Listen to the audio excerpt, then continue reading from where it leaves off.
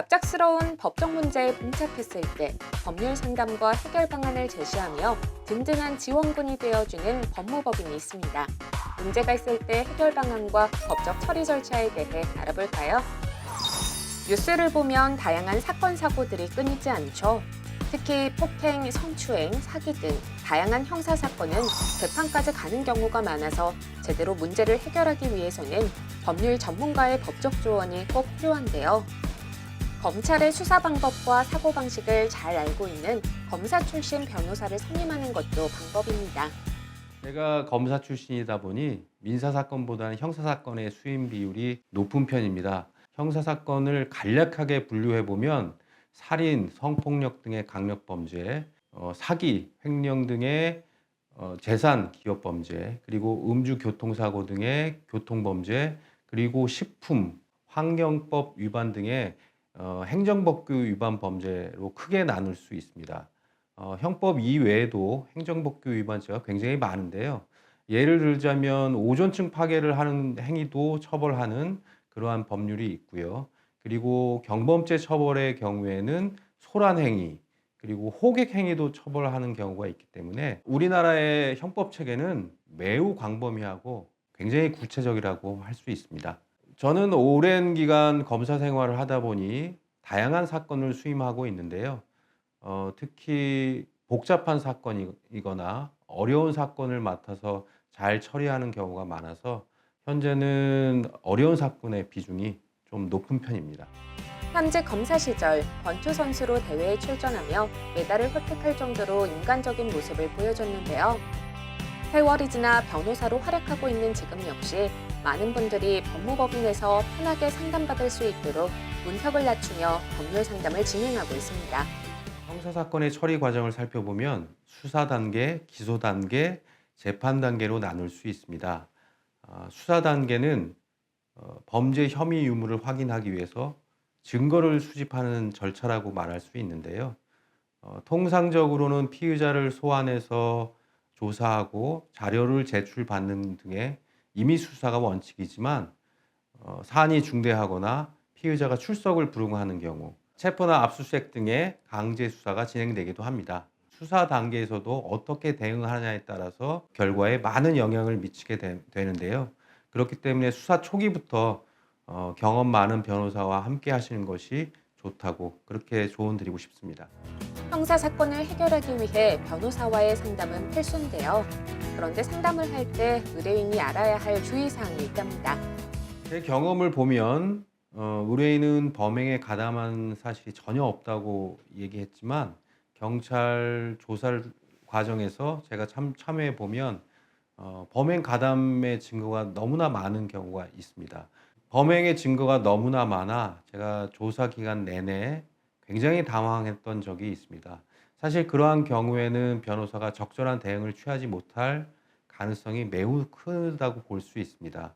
경찰관은 모든 것을 알고 있는데 변호사는 아무것도 알 수 없는, 알지 못하고 있는 상태이기 때문이죠. 그러나 유능한 변호사는 불리한 상황 속에서도 해결책을 찾아낼 수 있습니다. 따라서 변호사에게 사실대로 말씀을 하시고 그에 대한 해결책을 찾아달라고 그렇게 하시는 것이 중요하다는 점을 강조드리고 싶습니다. 법적 문제에 부딪혔을 때 든든한 지원군이 되어주는 법률 전문가. 더욱 자세한 이야기를 스튜디오에서 들어보겠습니다.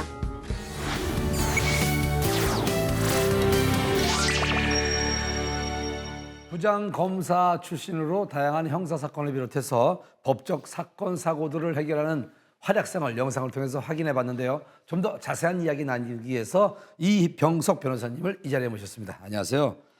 혹시 기억에 남는 에피소드가 있다면 뭐가 있을까요? 수십억 원을 대여했다가 변제받지 못한 피해자가 형사 고소를 하고 1심 재판이 진행됐지만 무죄가 선고된 사건이 있었습니다. 제게 2심 소송 관여를 요청하셔서 제가 2심 소송을 관여한 적이 있었는데요.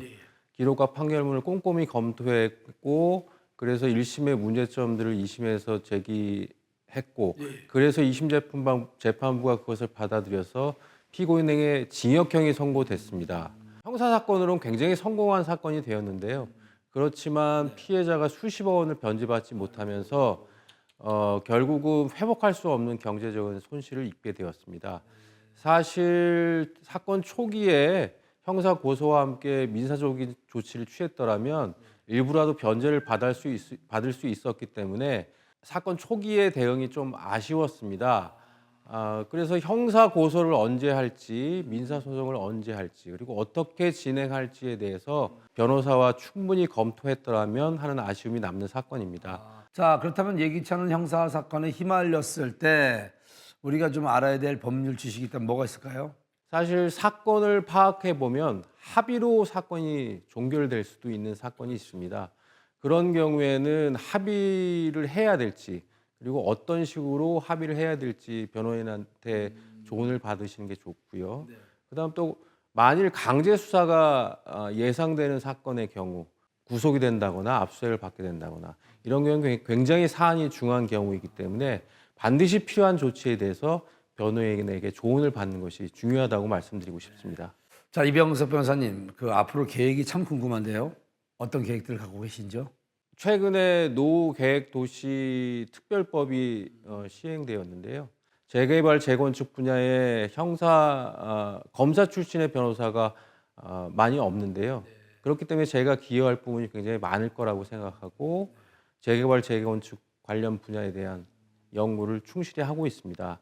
또한 산업이 고도화되고 사람들이 직장에서 오랜 시간을 지내다 보니까 직장에 근무하면서 그로 인해서 발생하는 질병들이 굉장히 많습니다.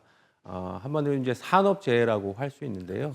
그러한 산업재해도 앞으로 계속 지속적으로 나타날 문제라고 생각하고 그러한 산업재해 관련 공부도 게을리하지 않고 있습니다. 앞으로 전문 분야에서 찾아뵙도록 하겠습니다. 자, 이병석 변호사님의 앞으로의 큰 활약을 기대하도록 하겠습니다. 오늘 함께해 주셔서 감사합니다.